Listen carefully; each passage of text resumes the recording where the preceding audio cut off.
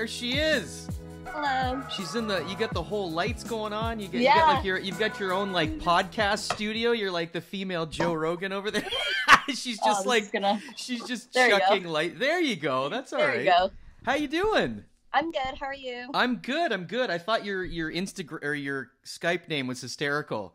Oh yeah, I'm so bad with technology. It was about 48 letters long. I thought, and like periods, and yeah, different symbols. There's no way anyone's gonna hack you, so you should be good with that. Thanks so much for doing this. I'm glad we could to finally get a chance to chat. So this is really cool. Sure. Let me just kick things off. All right, guys, we got yet another world-class black belt from Toronto BJJ. I feel like this is just becoming the Toronto BJJ podcast, basically, at this point.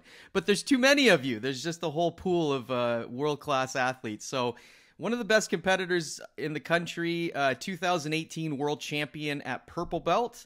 And I think you got promoted on the podium to Brown Belt. Is that correct? Very cool.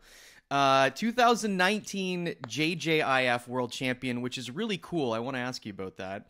And a 2019 European Champion. So it sounds like you were having quite the run in 2019 before the world imploded. Also, you were ranked number 2 by Flow Grappling as the number 2 female rooster weight brown belt, which is pretty cool.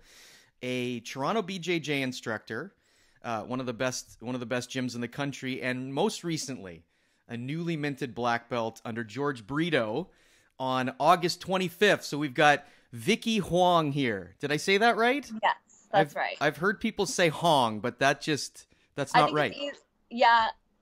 I'd go by Hong. I feel like you do? For that majority of my life. But is it actually with like the Hoang sound? Yeah. Okay. I'm very detail oriented here. We want to make sure you don't want to be beaten into pronouncing your name the wrong way just because you've heard it for so long. You're just like, forget it. There's too many dumb white people here. They're not going to get it. So yeah, congratulations on the black belt. It's been a wild year. Is that something you saw coming? And tell me a little bit about that experience. Definitely. I didn't want to do another year at brown belt. Right. Because this world that was supposed to happen was supposed to be my second year. Okay. So I kind of had a feeling that I was ready to move on to the next chapter. Right. So I'm definitely happy to accomplish something new at black belt. And yeah, get absolutely. into the big leagues. Yeah. Oh, no more of this amateur hour at brown belt a little bit. It's interesting. I thought I heard an interview with you where you said you got started in 2012. Is that true? Is that when you actually got started in Brazilian Jiu-Jitsu?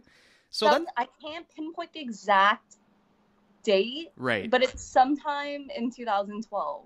Okay. Mid, I would say. Yeah. The summer of. Yeah. All right. So that's a relatively short run to black belt, comparatively speaking. I'm always kind of impressed with people that not only are able to achieve that in a relatively short period of time, but as a competitor as well. Yeah. So because I've met people that they've gotten into it and they've become competitive, but they can often get sort of derailed a bit by competition, right? Yeah. Like they run into obstacles and roadblocks, and sometimes they get stuck. So talk to me a little bit about your rise to black belt. Like, how did you get started in jiu-jitsu, and what was sort of the road like through these belts for you? I started off, me and my friend, we were looking into getting into some sort of fitness class. Okay. And the gym that I started off with, originally we went in for kickboxing. Okay, nice. Cardio kickboxing, nothing serious. Yeah. But they had a funny membership package where jiu-jitsu was included, and that gym only did no-gi. So I started off doing only no-gi, and I fell in love my first class, and I was like, oh, I want to compete. And then it kind of just took over my life. I quit my full-time job as a white belt. And you quit your full-time job as a white belt? I just was sold, and I was like, I'm just gonna find a way to make this work for me, because I was calling in sick to volunteer at jiu-jitsu tournament, and I was like, oh, and then it's on YouTube the next day. Yeah. And exactly. I was just like, all right, clearly my heart isn't in it anymore. Yeah. I have to see if I can make this work for me long term, and it kind of worked out for me. And what were you doing at the time? What was sort of your career or your sort of educational path leading into jiu-jitsu? It was I was in corporate retail. Okay. So I didn't work in stores, but I was in like head office at this major corporation. I had full benefits, oh, wow. a great salary, and I just was miserable because like I knew like my training partners were training, and like I was like stuck in this office, and I just jumped. And you're thinking about lapel choking all your well, at the all time your it was no-gi, right, so right. So Kimuras and yeah, rear naked chokes. But well, that's really interesting. So, like, as somebody that has a ton of success, it seems like you prefer, or at least do, compete in the gi a lot. Is that fair to say? So, I mean, having that experience early on in no-gi, what did you think of it, and how did you start getting into the gi then, really, so much? Well, I guess like in the beginning, I was like protesting the gi. I was like, I love no gi. Like, I don't want to do it. And I guess the people around me were telling me like, listen, like if you want to be taken seriously, and no gi wasn't what it's changed a lot. Yeah, it's changed a lot. Yeah. They were telling me like if I wanted to be taken seriously, like I need to put the gi on, and I just never took it off. And I think the last time I trained no-gi was maybe like 3 years ago. I haven't had the passion, or I don't know. I just had no desire to try no-gi for the last 3 years. Yeah. You don't want to be stuck in the 10th planet for life kind of category there. So you thought, might as well throw the gi on. It's interesting. I kind of had a similar experience. I started at a small gym, and I started in no-gi as well. And I've always kind of gravitated more towards it, but I'm always curious to hear how people that start in one or the other end up kind of moving and picking one or two. So would you say now that you prefer the gi over no-gi? 100%. Okay. I can't say I'll never compete in no-gi, but I just don't see it in my future for now. Right. Yeah. Maybe absolutely. I can't. Yeah. Maybe in a year I'll change my mind, but for now, I think I really enjoy the gi. And I like the details that the gi gives. Yeah, for sure. Well, it's interesting. Yeah, I mean, it has come a long way too, for sure. No-gi, like it's not. I've seen that whole scene grow so much, even in just the last like 5 years or so. So, but it's interesting. I'm always just kind of curious, sort of what draws people to one or the other. Okay, so you get into it. I mean, and you end up quitting this job with like benefits and all this sort of stuff. I mean, I guess what was it about jiu-jitsu that really you just became obsessed with? Was there something in particular? I don't know. I guess I started competing right off the bat. Okay. And I'm like a very competitive person by nature, and I love the idea of competing. Yeah. I don't know.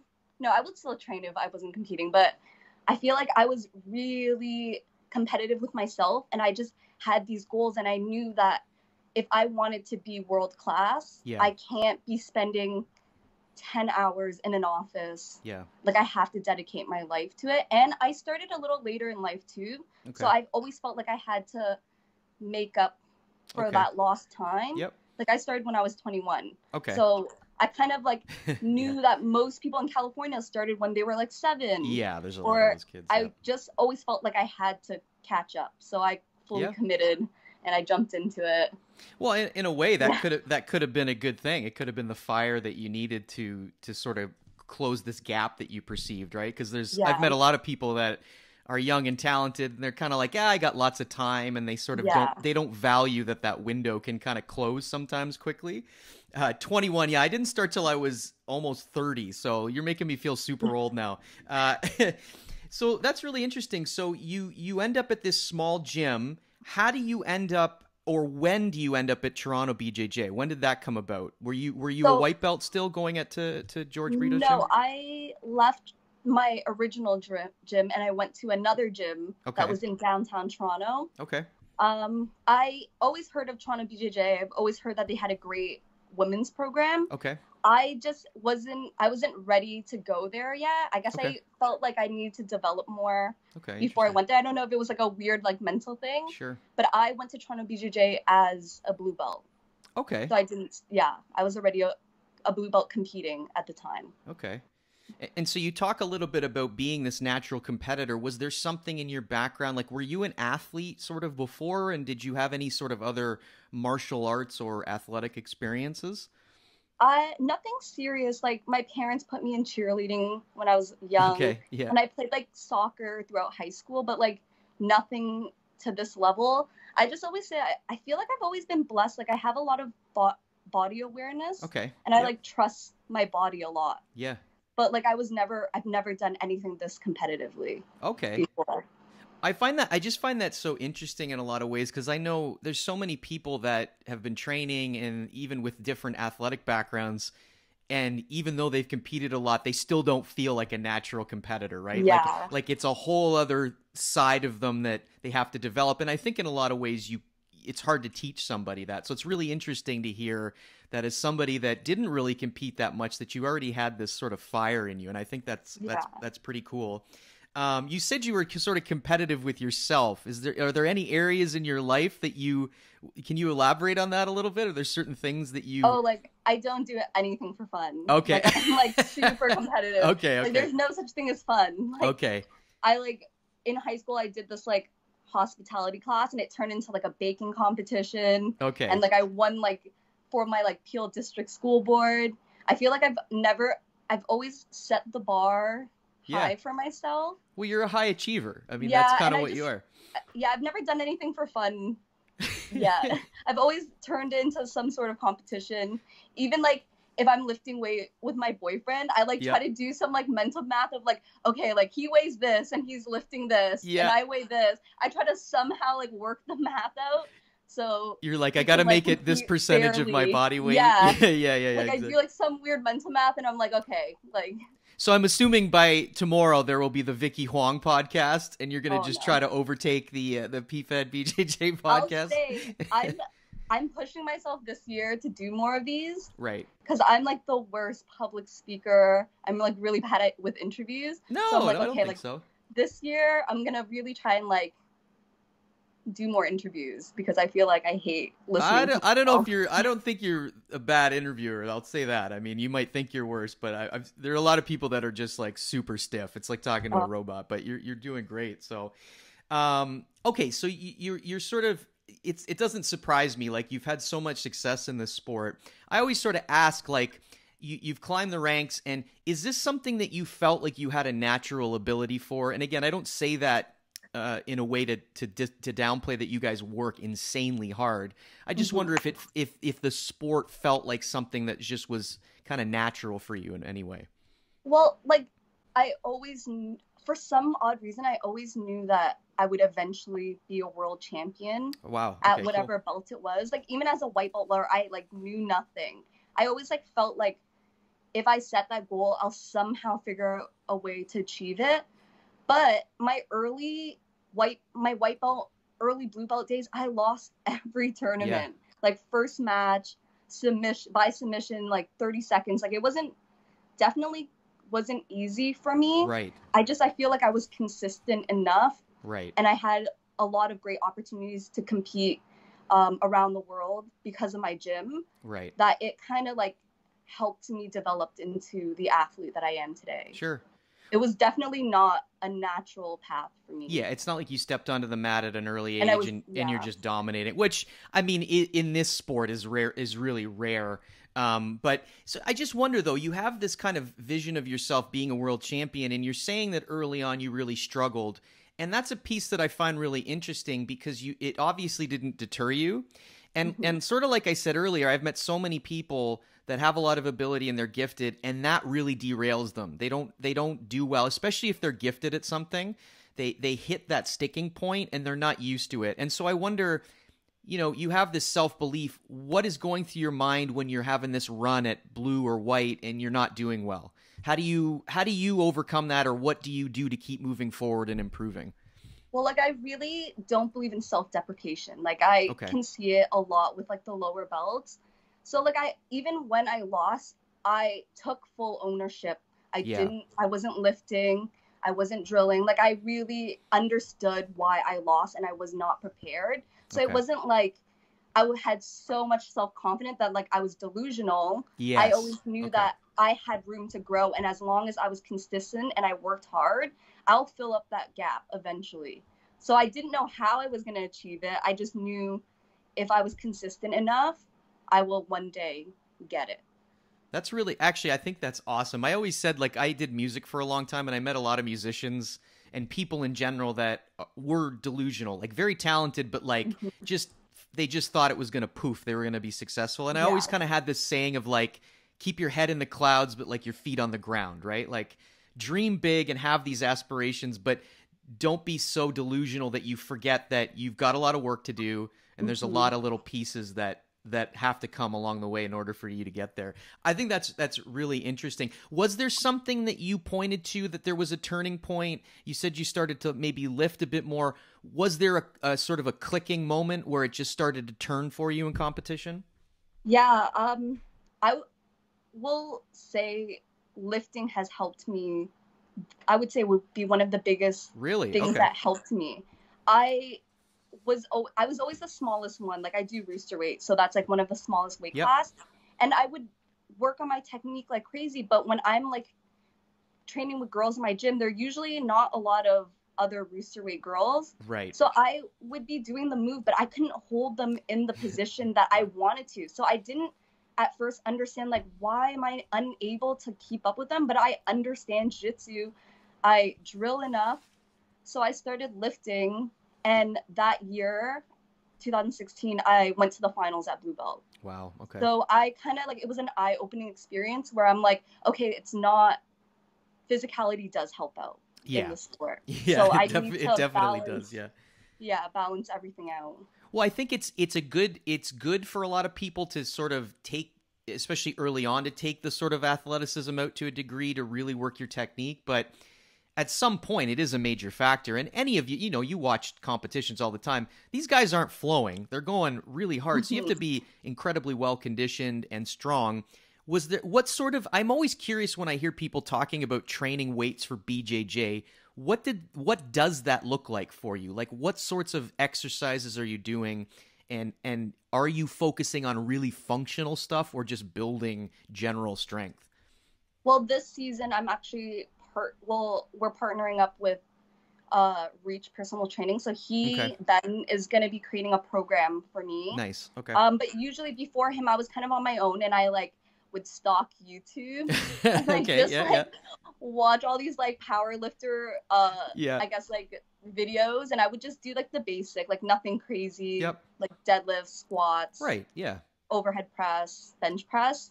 But then when I saw Ben, like he kind of was like, oh, you need to do like the micro muscles too. And like, so now we're like kind of starting over, but I'm like excited to like have a professional like look after my strength and conditioning. Yeah, absolutely. So I'm not just throwing things around and I have no idea what I'm doing. Well, it's funny. I've said this in other podcasts, but like people watch Gordon Ryan a lot. And Gordon, you know, God love him. I mean, I think he's on some performance enhancing stuff. And he's always just doing, like, every time I see him, he's doing bicep curls. And he's doing, like, these, like, bro split, like, bodybuilding style workouts. And I think that can be misleading for a lot of people. Because I'm not saying it doesn't help to some degree, but it's probably not the best bang for your buck to just be sitting there doing. And he probably has, like, a foundation that he built to get to that point. Yeah, exactly. So, like, if we just jump in and like do these crazy things, I'm like 100% will be injured. Yeah. Oh, absolutely. Absolutely. Well, look, you know, you've had so much success in competition. I just wonder, what are some of the highlights for you? Like what's something that really stands out? Are there ones that really you felt like were a real big, like you didn't even think you could win this one, or there was a real, like, this is such a significant moment for me right now, or any of those moments like that? I feel like my blue belt finals, getting to do that finals, and I was fighting Anna Rodriguez, who is like a great black belt now. Yeah. I feel like to get to that point was kind of like I kind of had a sigh of relief, like, oh, well, like, I actually can make it to like a finals of worlds. I didn't win, but it was a good fight. I really enjoyed it, but it was kind of like the first time, because I had such a rough year. Like until that tournament, I had a really rough go at blue belt. Right. So I felt like it was kind of like, okay, you do belong here. Yeah. And like quitting your job isn't that silly. giving up the benefits and the salary. Yeah. Look, man, I think that's super admirable. Like, again, it's not the same, but I was doing music and I did a similar sort of thing. I quit, and I still look back on it as one of the best decisions I ever made. So I really do admire that. I think I said this kind of to Nathan as well, but it's like, it's those little seeds, right, that sometimes are the most significant. Like sometimes you might think, oh, it was probably this massive tournament that she won that was the huge one. But sometimes it's like, it was when I was a blue belt a million years ago when I won and I didn't think I could get there. And it's like those little seeds grow into these major sort of achievements sometimes. So I think that's really cool. I did want to ask you about representing Canada in the JJIF, because I know I've talked to so many people about the IBJJF experience. You won there too, right? Like you're actually was. So tell me a bit about that. Like what's that all about, and how does that experience differ than from like the BJ or the IBJJF scene? So when I first heard of it, I didn't go the first year there was a Team Canada. Okay. So Michael and Nathan DeSantos went, and they were doing it in Colombia, and I was like, "That's wild!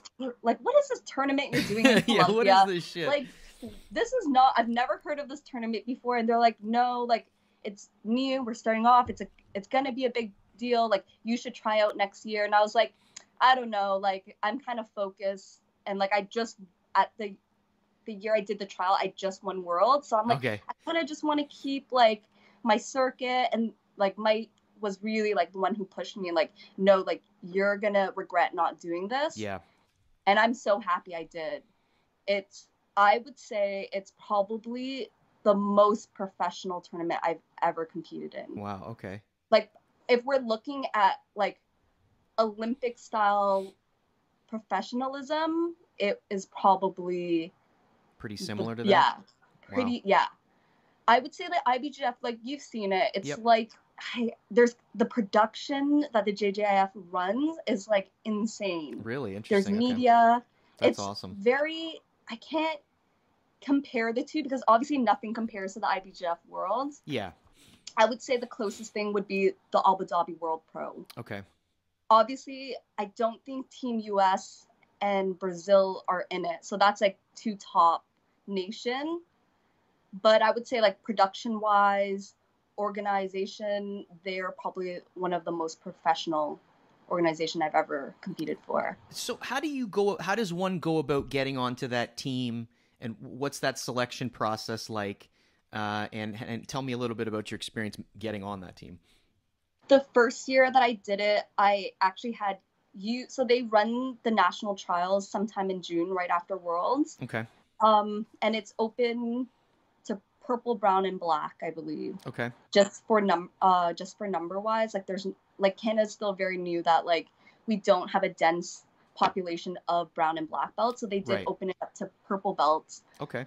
I actually had two competitors the first year, and I beat them to get my spot on Team Canada. Okay, cool. And last year, I came back and tried out, but there was no one in my weight division, so I kind of got a free ticket. Hey, hey, you'll take it. And so these people that you're competing against, though, how does the ranking work? Right? Are they all Brazilian jiu-jitsu, or is it a mix of like Japanese jiu-jitsu and in Abu Dhabi?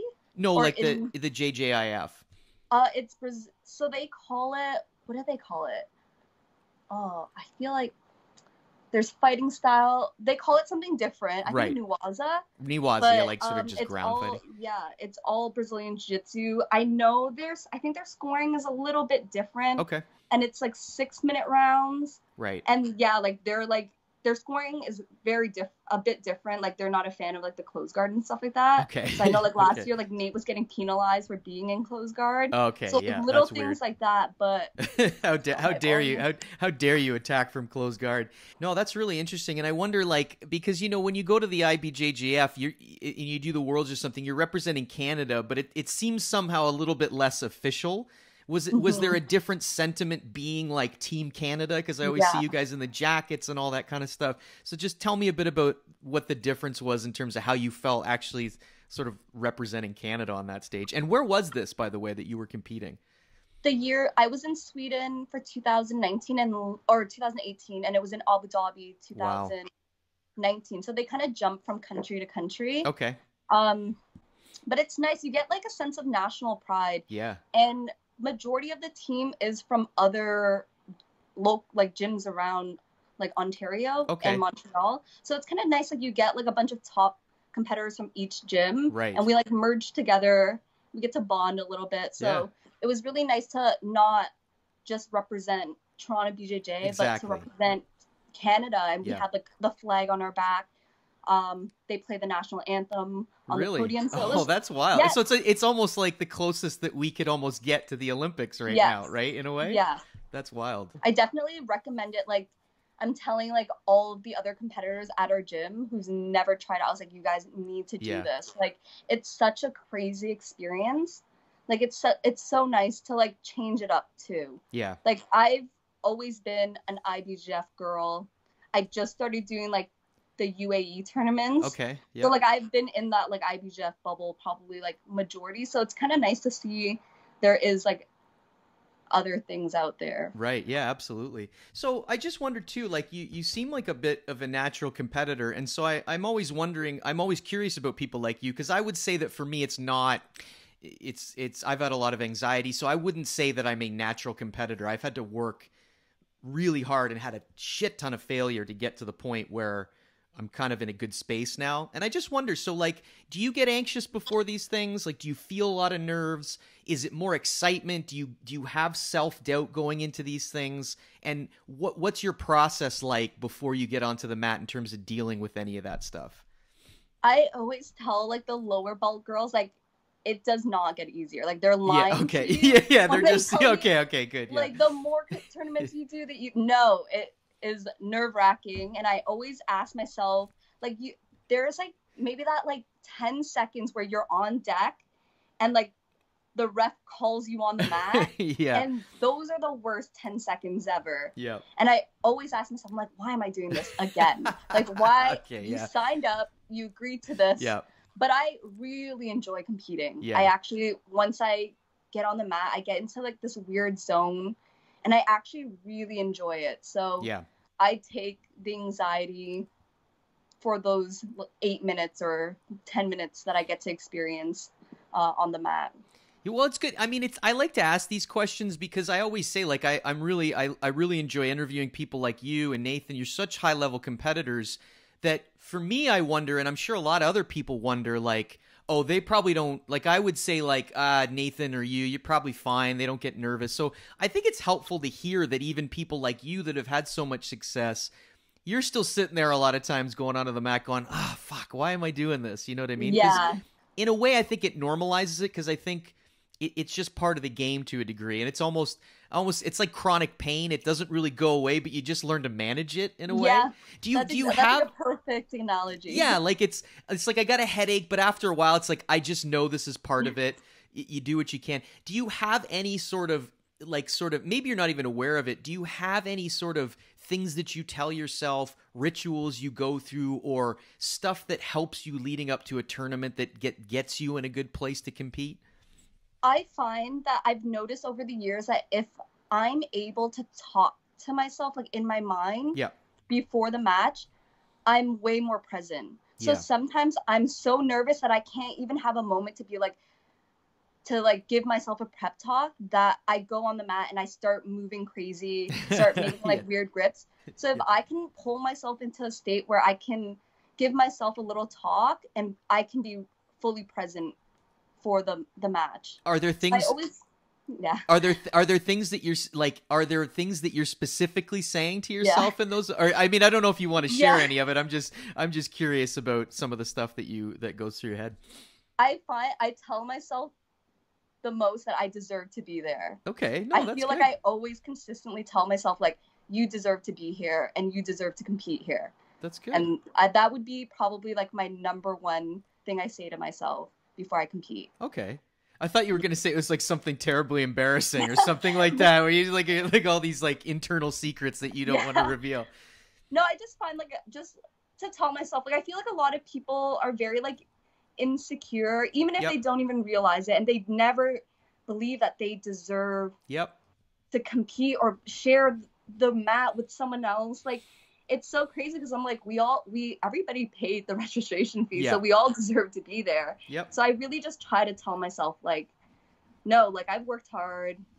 Maybe I slacked on some things, but I really deserve to be here, and I really just try to like give it my all. Maybe I shouldn't have quit that job. Maybe I should have, but I deserve to be here. No, it's funny, and I'm very open about how I feel because part of what held me back was that it's funny, I'm a very self-deprecating guy, but in those moments, there's voices in my head that always say, you're not good enough, you shouldn't be here, you didn't train hard. Like, it doesn't matter what I do. Like, I could win a bunch of tournaments, I could train my ass off, but it's like you talking about getting used to it. I just know those are going to be there, and I kind of I've gotten better at dusting them off, because I think for me that's just always been the way I am. But it's just cool. I always like to hear people's perspective like that, because I think it is good to affirm to yourself, like, I do deserve to be here. You know what I mean? I feel like I had to deal with those like mental, I don't want to say issues, but no, I think it's normal to a degree, right? Like, I mean, especially in my early blue belt days, because I had one of my main training partner, Megan Cran. I'm not sure if you know her. I don't know. She, at the time, we were both blue belts, and I, like I said, was losing every match, first match, getting submitted, and she was like the opposite, like double gold, winning everything. So I really had to learn and like teach myself that this is my journey, and like maybe my success isn't right now, but it's gonna come later. And I had to be like happy for her and figure out a way to like deal with my own issues, and just keep trucking along and realize one day it's gonna happen for me as well. I feel like having those lessons early on, and having someone who was a similar rank as me have the opposite journey kind of helped me out a lot in that. Well, it's always nice to see too, like, the thing that's helped me is like I've reflected back, because I've been training at a couple places, and I would always, the minute it started to click with me, is I saw a lot of my teammates having a lot of success in tournaments. And even though it was a little mental loophole, I suppose, but even if I was like, I don't know about me, I was kind of like, well, look at the people you're training with, right? Even if I can't fill that hole of like, maybe I shouldn't be here, I started to get confidence and say, I'm training with some really good people, and they're doing well. So it's like, if I'm with these people in the room every day, there's a good chance that I'm going to be okay. You know what I mean? So I felt like that was with, like, to see like Megan train at Toronto BJJ with the same training partners.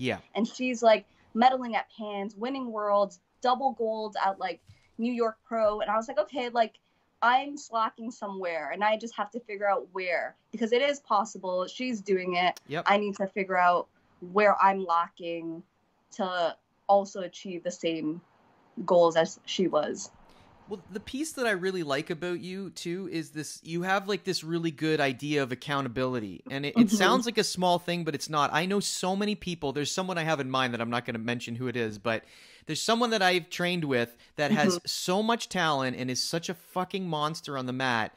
But this person, every time, like even leading into competition, it's always a laundry list of this isn't going right, and it's never this person's fault. They don't do well, and and I get so frustrated with them, because I'm like, if you could just literally put all that bullshit aside and focus on what you need to do, you would be so much better. So I just don't think it's a lesson that everybody learns, and I think it's a valuable one, is no matter where you are in your career, like, you can always improve, and you need to take accountability for the loss regardless of what happened. Is that a lesson? Sorry, no, go ahead. Sorry, no, go ahead. Sorry, no, I didn't even know what the hell I was going to say. So I was going to say, I think I agree. It's such a great lesson, because if you're not accountable and you're constantly blaming the ref or your opponent, or like, oh, this happened in training, like, you're never going to grow, because you're setting that limit for yourself, and you're making your environment the issue and not you.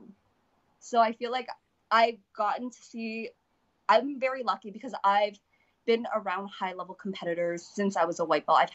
I've kind of merged in right away, and I knew that I wanted to do this, and I got to watch their mistakes. So I kind of made sure that first and foremost, I have to be mentally tough, because it's longevity with the sport. It really is. I have to like self-deprecation is not an option for me. Or fear of losing can't be an option. Like, I can't accept that.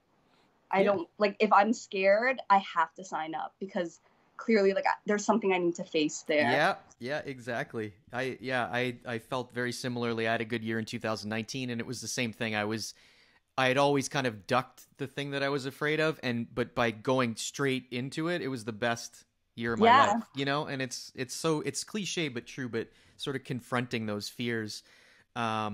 And yeah, there was a piece actually I wanted to mention that Nathan said too. Well, Nathan actually said a funny quote from Jorge Britto too about consistency.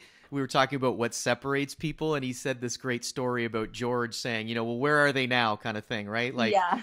You can be intense and competitive, but if you don't do it month in, month out, year in, year out, you're never going to get anywhere. So I just think I really do admire that about you, because I think there's so many people that grapple and will grapple for their whole lives and careers, but they'll never get there in life and in jiu-jitsu. They'll never get that accountability piece. I just want to switch gears a little bit here, because I think I heard an interview with you on Flow Grappling, where you talked about, you know, your game being kind of like, you like pressure passing and you like spider guard a lot. I thought that was really interesting. What was it about spider guard that got you sort of into that? Because I've always struggled with that. Like, you're a smaller person and you talk about strength. I mean, it does seem to require a lot of grip strength to be able to play that game so well. You're a smaller person against bigger people in the gym. What was it about spider guard that drew you in, and how did you get so good at it? Well, one, I have really flexible hips. Okay. That's like the only mobility I have. Like, everything else is shit. Like, have poor hamstrings, poor upper body, but like I have really flexible hips. Okay. So my guard retention, I would say, is pretty good. Yep. And with spider guard, like I said, I don't have a lot of training partners that used to be around my size. Now more so. Okay. But I always found that spider guard kept the weight off of me. Okay. Yep. And they would always rush me, and I would always get this balloon sweep. Yes. So I was yeah. okay, like, sure. I'm just gonna run with that. But I really enjoy passing a lot. I'm just horrible with takedowns or any like stand-up, so I always sit to guard first. Okay. And like, spider guard has just been so effective for me that I never really even had the opportunity to play a lot of top unless they pull first on me. Right. So I feel like people just automatically assume like I'm like the best in spider guard because it's the most effective, and I really can get a lot of submissions from there. But I really think I really love pressure passing. Yeah, that's interesting. I think it's my first true love, and like I enjoy true love. Yeah. Yeah, I enjoy everything about it. I enjoy like the technical breakdown of guard. Like I guess because I do play a lot of guard, to like technically break down a guard, I know how hard it is. Yeah. And I'm not just running around it, one touch passing. I'm really slowly breaking down like every shield they have, and I really enjoy that. Yeah, absolutely. I just wonder, because I just found it an interesting sort of, not contradiction, it's just, you know, as like a small contrast. Contrast, that's a better word. I just meant, you know, as a smaller person, I find, you know, a lot of those people a little more the Mendez style, a lot of footwork, a lot of Toriano leg drag. But is there something about your personality too that you like that pressure passing, or is it something that just made sense to you? I think the aggressiveness of like the fight and pressure passing I really like. And I'll say George is a pressure passer. Okay. So I don't know how, like, when I watch his fight, I feel like we have a very similar top game. Okay. Like, very, very similar. So I don't know if it was, like, I adapted from him. And I just, like, it really worked for me. I feel like once I get into these little pockets, because I'm so small, it's hard for them to, like, re-loop their leg. Yep. So I really, I feel like it's worked well for me. And I really think it's because of George. Oh, sure. Well, I'm sure that influences you as well. But is there a particular style? Like, is there a particular type of pressure pass that you really like to go for or have a lot of success with? Like smash pass. Yeah, I like to smash the hips. Okay. And like work my way there from there. Almost like folding pass kind of style a little bit? Or I'll always enter from De La Riva, and I'll stuff to headquarters, and I love to smash the hips together. Yes, okay. Or I like to go from there to a knee cut as well. So it really depends on over, under, and any kind of like I'm driving my head in. Anything to just make their life miserable. I'm into that. It's so funny. Oh no, go ahead. Sorry. I was gonna say I've also had a lot of concussion issues. Oh shit. Okay. So outside passing I've had to rework my game a lot. I can't take limbs flying everywhere, so I feel like I know I have a huge issue with brain trauma, so I'm constantly I'm constantly looking to control the legs and not get hit. Well, one thing I was just going to say that it's funny, even I train mostly, especially during this lockdown, we've had a group of people, we've been doing a lot of no-gi, but I've just really started to get deeper into the headquarters position, and I really love it, gi and no-gi. So, but tell me a bit about this head trauma piece. Like, is that all jiu-jitsu related, and what's gone on there? Is that from competition, and what have you been experiencing? My first concussion I had, I think at a very young age. I was probably 4 years old. Wow, like I okay. Down a flight of stairs, oh, and I was knocked out instantly. And the doctor always told my parents, like, no contact sports, no contact sports. She can't do it. Like, it's too risky. Okay. I had another concussion when I was 16 because I did bad things. I got into a schoolyard scrap. Oh, no way. Okay. Yeah. That's okay. And I got a really bad concussion then, and then a couple in jiu-jitsu. Wow. So I know I'm very susceptible because I've had it at such a young age. But I also feel like my body knows how to adapt. It's kind of like catch 2020. Like, my body kind of knows how to adapt, and I've bounced back relatively well. Okay. So, and have you had a lot of like bad sort of lingering concussion side effects? Like, have you had moments where you've had to stay in a dark room and all that kind of stuff, or post concussion syndrome? My first year at Purple Belt, I was competing that whole year concussed. Wow. I was very delusional, and I just went from tournament to tournament being like, it's fine, it's just a little headache, you're just nauseous. But I was completely not there. Wow. And then after that year at Worlds, I lost first match. I got hit really bad in training, and I had to take off from, I think, July all the way to Atlanta Open, which was February. So I took July to February off, and then I came back and won Worlds. So, you know, that's like, incredible. I feel like just taking that time and like really taking care of myself. And I was like stuck in my apartment, not doing much. I was just lifting a lot of weights. Okay. But so you competed for a whole year though as Purple Belt with a concussion, basically? What like, or like some lingering concussion side effects. I was just never 100% that first year. Okay. But because I did so well, I made it to the finals the year before. It was like some sort of like weird pressure I put on myself to like maintain the momentum. So I just didn't tell anyone, but I knew something was wrong.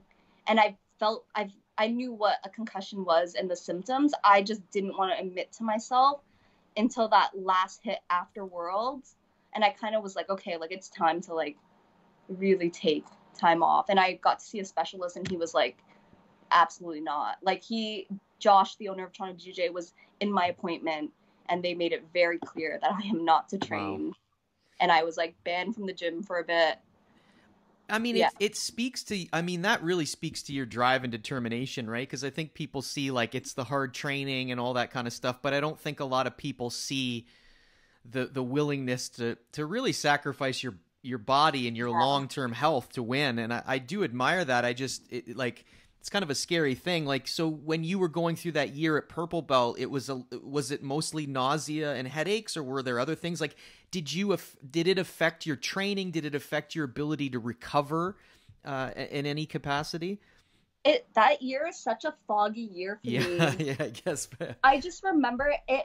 When people ask what a concussion feels like, I tell them it's like an end of like being high. Like, you know, like the drowsy state where you're like kind of coming back, and you're just like, wait, like, what? Am I still high? Am I not? Like, it's like a weird fog. Okay. So that whole year is kind of a blur. I just remember knowing that I shouldn't be competing and training, but I was still like, I managed. I just got it together for every tournament. I performed poorly all year. Worlds, I lost first match.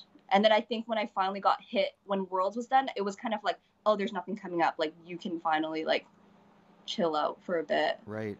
So. I mean, that's but again, I think it speaks to that, you know, I feel like all these people that are high achievers have that kind of, like, crazy urge where, like, a normal person would say, you know, okay, let's pump the brakes here. But in a lot of ways, you feel like you're obligated to do it because you're trying to achieve such high highs, you know? Do you have any lingering effects now, or do you feel pretty good?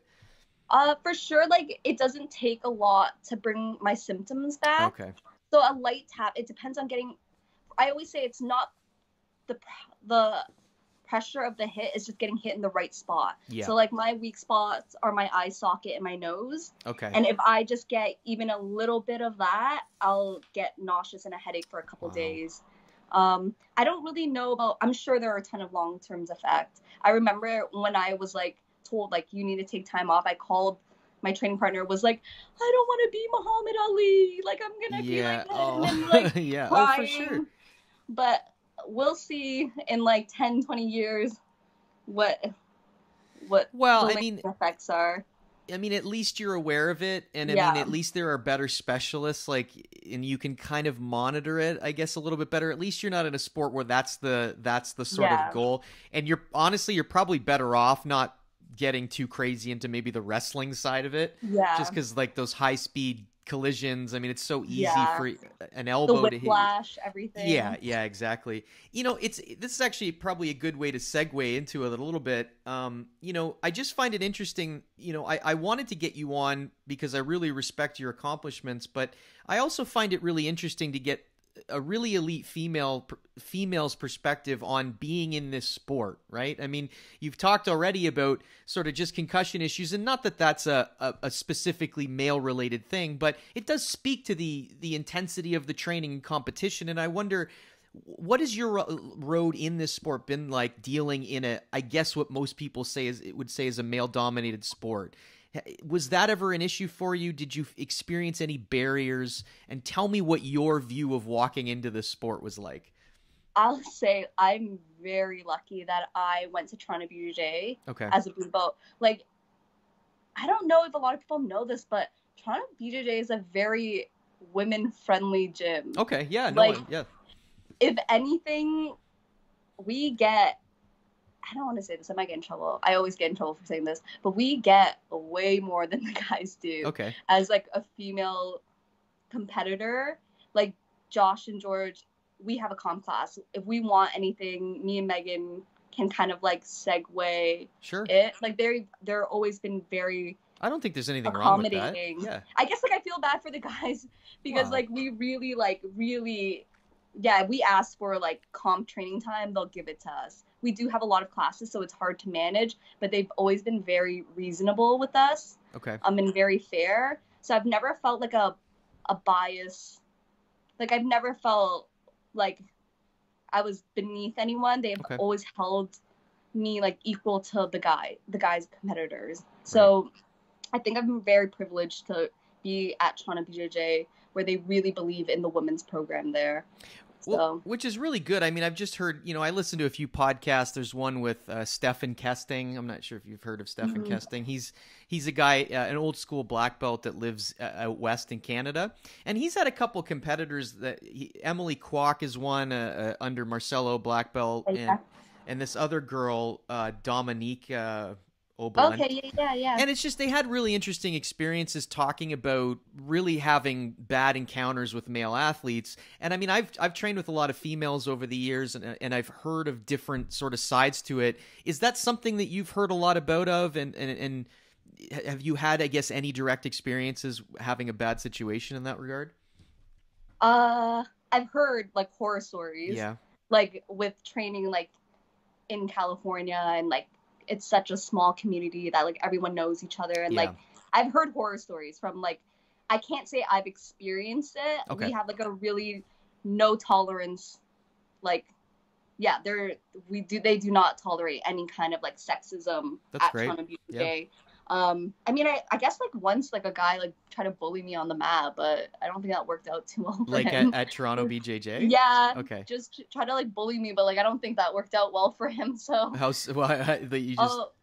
No, like I think Michael at the time, he wasn't my boyfriend, but he like noticed right away. And again, like everyone at Toronto BJJ is so aware and like protective over each other that he noticed that this guy was like just balloon sweeping me and like ragdolling me around. Yeah. He can tell that I was uncomfortable. So he just stepped in right away, was like, listen, no, like we're going to switch partners.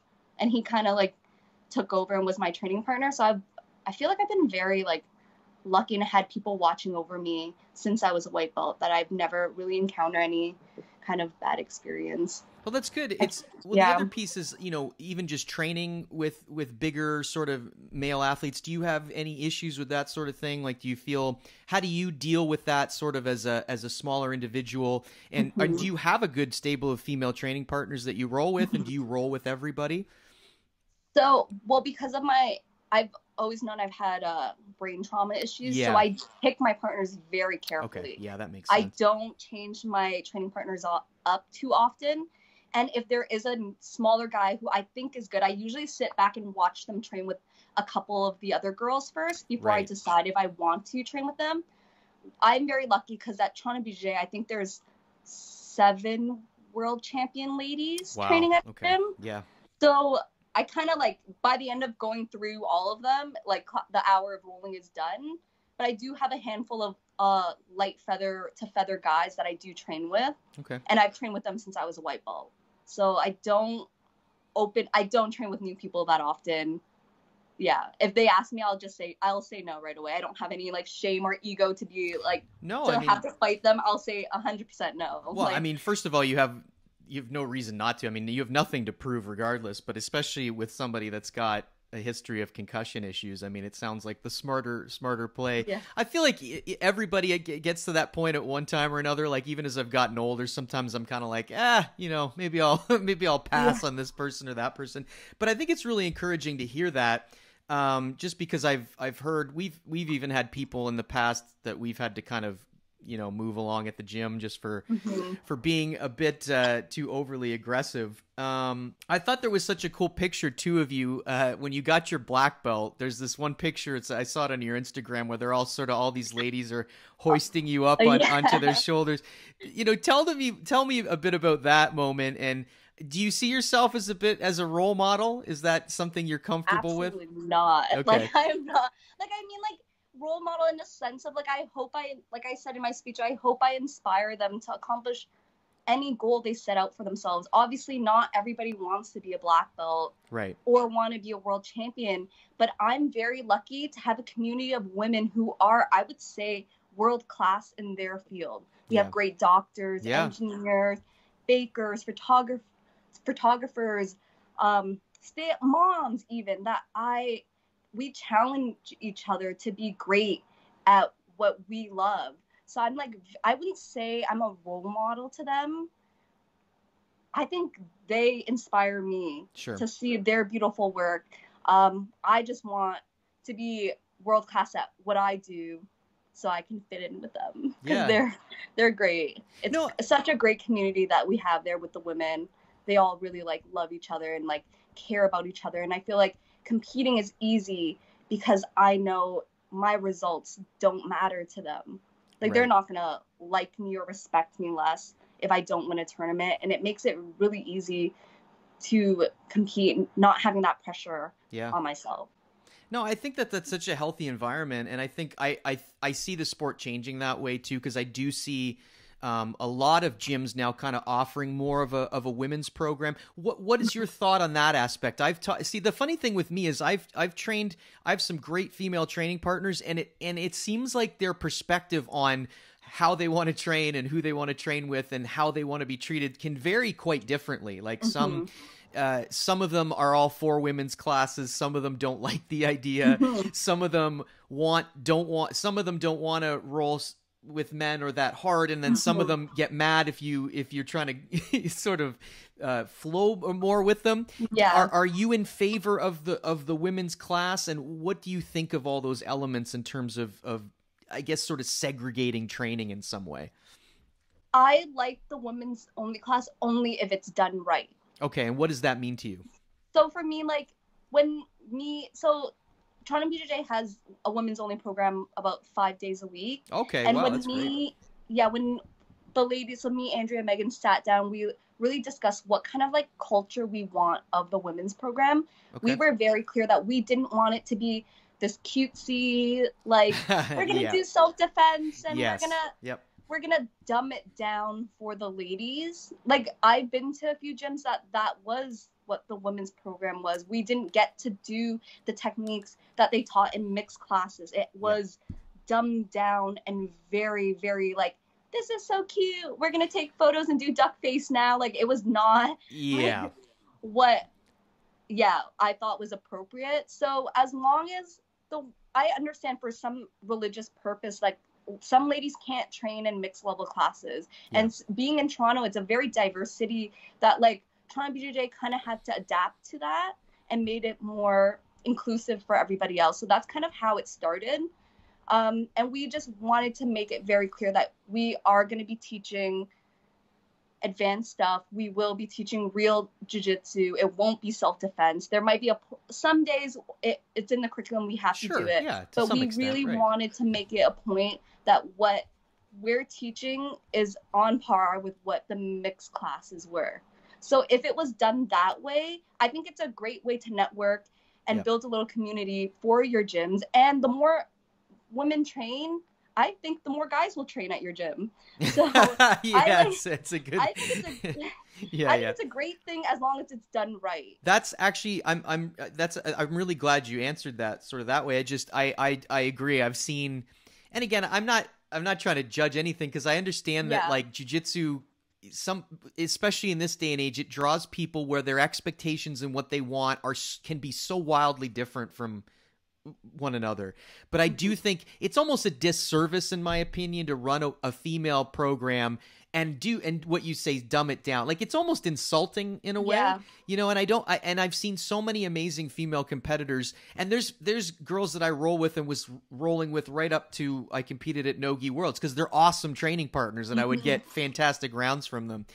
Sometimes I hate to see, I guess, maybe a bit of business pressure trying to cater to a certain style of jiu-jitsu, which at the end of the day, I think takes away the effectiveness of the sport when you're not really doing it the right way. Do you have people that come in and almost want that? And what do you say to those people that think maybe it's too hard or it's not what they want? I let jiu-jitsu handle itself. Like we always say when we have like someone who's like very difficult and that we know like is there, I don't want to say for the wrong reasons, but is there for whatever reason that doesn't kind of fit with like our gym's environment, they kind of weed themselves out, you know? Like by like the third month or whatever that their contract's over, they kind of like will fade out. And the people who love jiu-jitsu and love what we can offer them will stick around and will be long-term members. But I don't really think we have a vision and we don't really alter it for other people. No, I think that's great. And I think a lot of that, I think it justifies itself when you have really strong female leaders, right? And I don't think a woman has to teach the women's only class. I think a male can do it as long as it's done right, you know? It doesn't necessarily have to be, we're just lucky that we do have a lot of high level female athletes here. But I think if the right guy can also do a great job with the women's only program.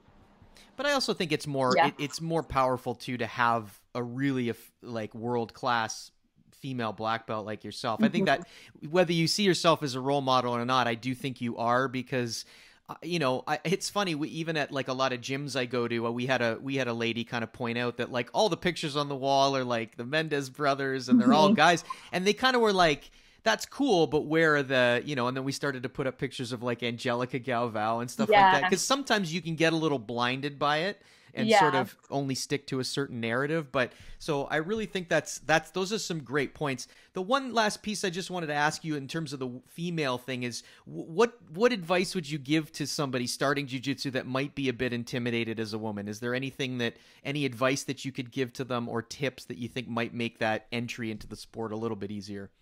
I say, obviously, if it's not possible, like, just get in. But if you can have a friend to start off with you, I find it helps out a lot.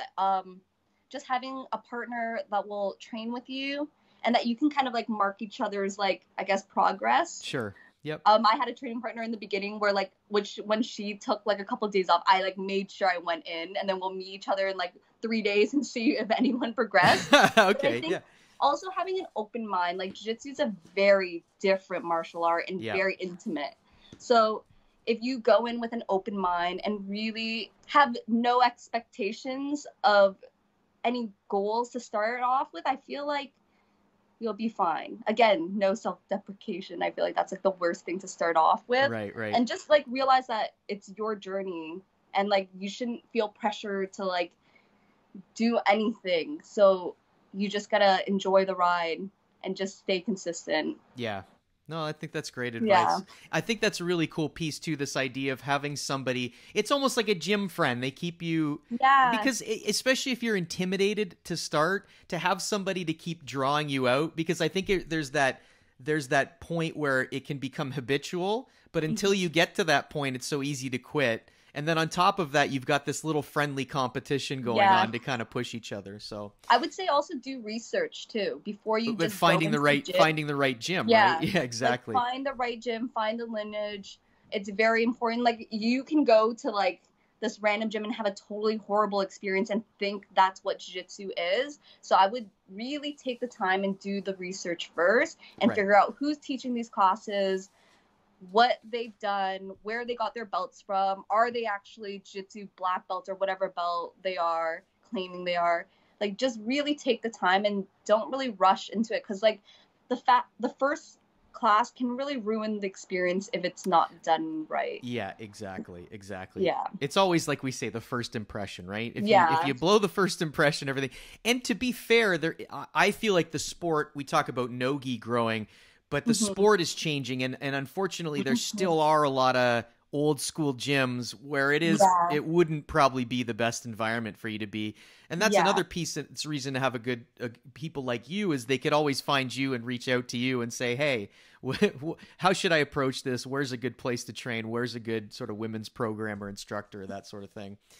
Look, I don't want to keep you too much longer. I just wanted to ask a little bit about, we've talked a lot about Toronto BJJ, but what's it like to be an instructor there? And what's the atmosphere like there that makes it so special? Like, it seems like you guys have this stable of killers there that are all doing world-class things. What makes it so special there, and what keeps you going back to Toronto BJJ? Well, when I first started teaching there, I was like scared. Can I say shitless? Of course, yes. Swear all you want. Yeah, go for it. I was terrified. Like, the ladies would. I was lucky. I started off in the women's only class. Like, my voice would shake when I would teach. Okay, yeah. Because like, I was like, Nate would teach the class before me, and I'm like, I have to. You got to follow that guy up. Yeah, exactly. Like, are you kidding me? Like, yeah. Damn it! And like, sometimes like I would teach at 6 p.m. and the competitors would come in to train at 7, so they would have to enter through the women's training area to get upstairs. And I was like, oh my God, like they're sitting there, they can hear me talk. And I'm like, I really don't want to mess this up. So it was like very nerve-wracking, but they set it up where we do have an instructor's course. We do have a curriculum. Okay. We do it, I think, like twice a year, right? Where we all get together and like they really go over like what are the standards. I would say I'm very lucky. Obviously, I was in a corporate background, so I kind of have some sort of like professionalism. Sure. But they really hold us accountable. Like, there is no nonsense. Like, this is a business, and like we have to be professional. Yeah. So I feel like they set the standard for us, and there's no room to wiggle from there. So I really appreciate it. It's a lot of great experience for me, having that kind of standard to live up to. But the environment is great. They're very supportive. You know, I have to thank them. They supported my dreams right off the bat, and they really invested in me. Right. And I've gotten to travel and be the competitor that I wanted to be with their help. So. Right. And I'm assuming Jorge Britto obviously is a big part of that. Talk to me just a little bit about your relationship with him, and what is he like as a leader and sort of a mentor? So me and Georgia, we work very closely together. He likes to say I'm like the sister he never had. Okay. Because like I have a very dominant personality in a sense of like I don't say much, but like if I get upset, like it's hard for me to like hide it. Right. So like me and him have bumped head before. I feel like we both have very dominant personality. But he's been a great mentor for me. He was the one who actually told me, like, listen, Vicky, you need to lift weights. Like, you need to work on your physicality. Like, you're so technical, but you're lacking in this field. He's always there at World Coaching. you know, I would say, if anything, George is one of the hardest working people. Like, he is just tough. Yeah. And it'll show in his classes. Like, he'll say, like, maybe he's lacking technique, but his heart is there, and he will fight to, like, death. Yeah. So I feel like we inherit a lot of that grind from him. Yep. I feel like everyone who you watch who fights from Toronto BJJ, like, even if we're down, we're always going to fight to the end. We won't give up or just accept.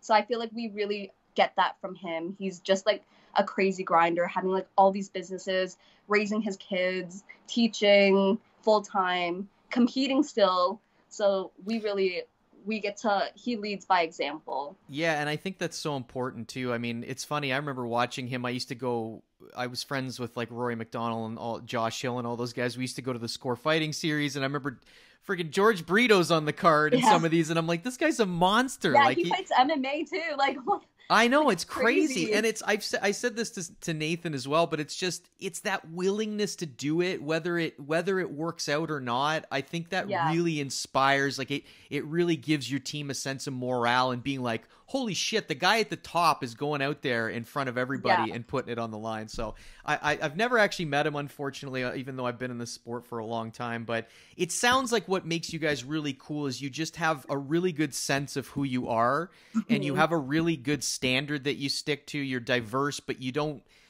let sort of peer pressure waver you. It's like, this is what we are, this is what we represent, and I think it shows not only in the business but in your fighting style as well. So look, it's been awesome to have you on. How can people follow you if they want to find you on Instagram or anything like that?